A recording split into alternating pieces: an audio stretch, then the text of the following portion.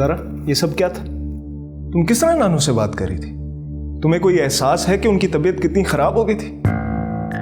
और आपको एहसास है कि मेरी मामा यहाँ से कैसे रोती रोती गई हैं? जैसे तुम अपनी मामा की बेटी हो, इसी तरह वो भी अपनी बेटी का ख्याल रख सकती हैं। तुम्हें सगा बनने की जरूरत नहीं है।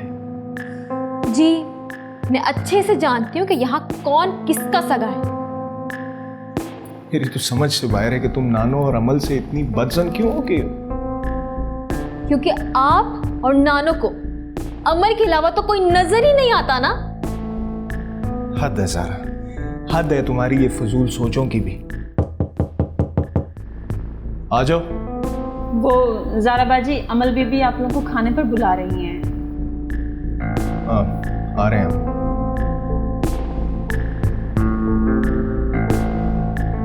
चलो। मुझे भूख नहीं है।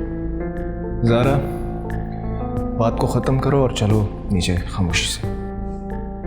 मैंने बात खत्म कर दी है। जब मुझे भूख लगेगी तो मैं खा लूंगी। सारा तुम खामखा इस मामले को बढ़ा रही हो। चलें ठीक है, चलें फिर। अगर आपको लगता है कि मेरे जाने से सब कुछ ठीक हो जाएगा तो फिर चलें।